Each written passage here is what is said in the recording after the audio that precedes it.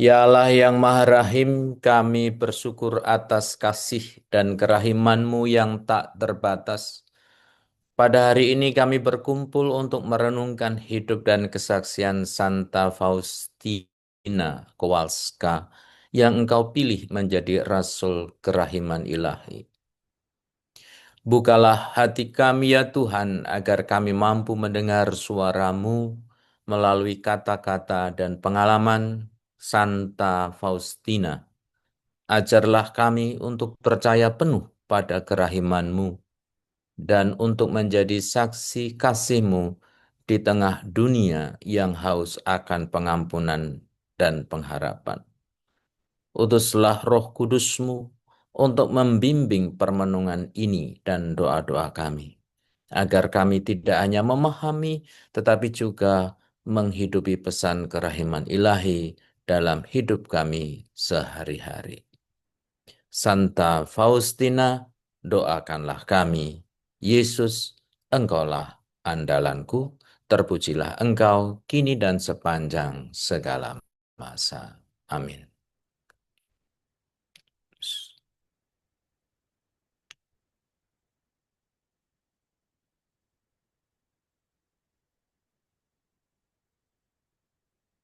Lanjut Bu ya.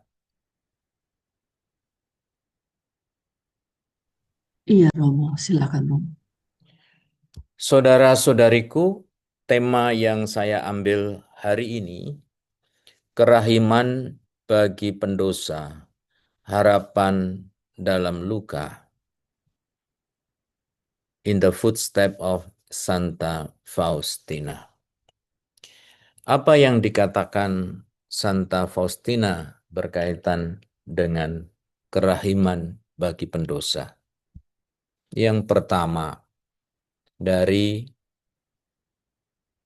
nomor 723, Faustina berkata, semakin besar seorang pendosa, semakin besar haknya atas kerahimanku. Ini sebuah kata yang kesannya out of the box, karena seakan-akan kemudian mengajak kita, kalau begitu lebih baik kita berdosa, bahkan semakin besar dosanya agar kita mempunyai hak. Tetapi sesungguhnya ungkapan ini sangat Kristiani, sangat Katolik, untuk sungguh-sungguh menekankan bukan dosanya, tetapi betapa besar kerahiman Allah kepada kita. Betapa besar cintanya kepada kita. Ungkapan yang kedua yang berkaitan dengan kerahiman bagi pendosa. Janganlah pendosa takut mendekatiku. Nyala api kerahiman membakarku, ingin dicurahkan. Aku ingin mencurahkannya ke atas jiwa-jiwa ini. Nomor 50. Saudara-saudariku, dalam dunia yang sering menilai manusia dari kegagalan dan dosanya, hitam putih, berhasil gagal, baik buruk, pesan kerahiman ilahi datang membawa harapan yang radikal. Melalui Santa Faustina, Yesus mengingatkan kita bahwa kerahimannya tidak terbatas. Dan ia rindu menjangkau setiap jiwa, terutama mereka yang paling jauh darinya. Ketika kita mendengar semakin besar seorang pendosa, semakin besar haknya atas kerahimanku, kita mungkin merasa terkejut.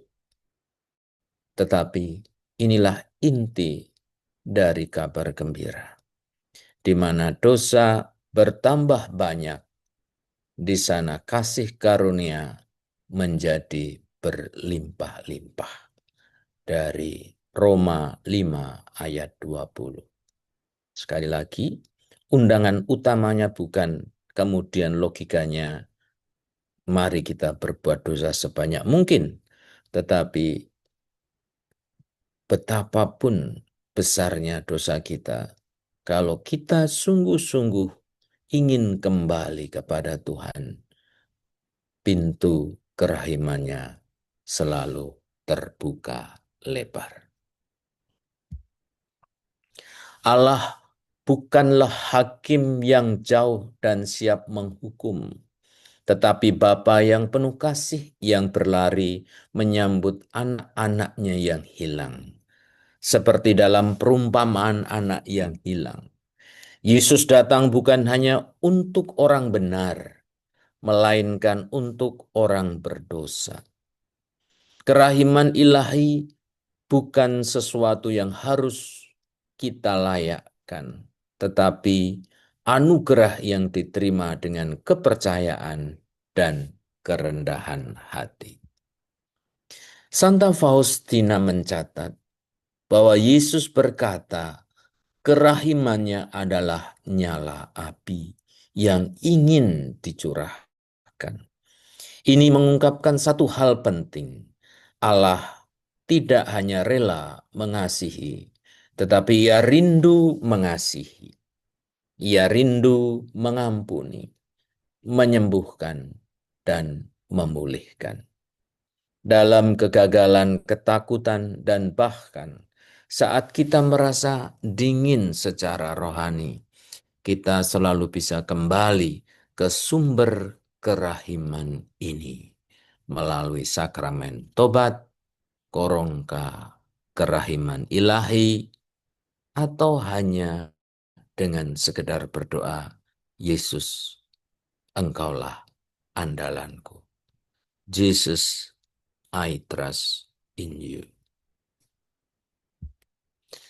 Tak peduli seberapa dalam kita jatuh, seberapa berat kita berdosa, seberapa tidak layaknya kita merasa. Kerahiman Allah selalu lebih besar. Deus semper mayor. Kasih Allah selalu lebih besar dari segalanya.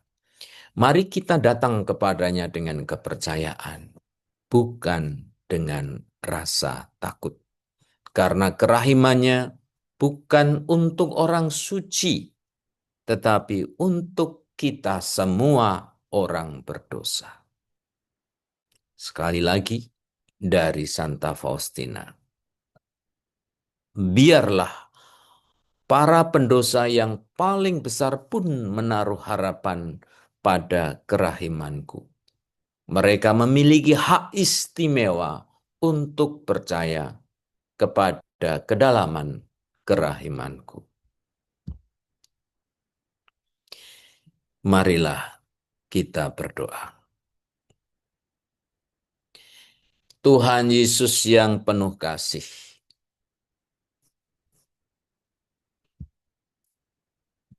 kami bersyukur atas rahmat yang telah Engkau curahkan melalui renungan ini.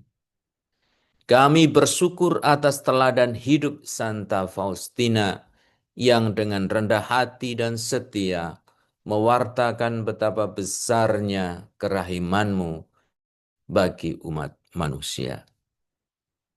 Teguhkanlah iman kami agar kami tidak takut mendekat kepadamu, sekalipun dalam kelemahan dan dosa kami.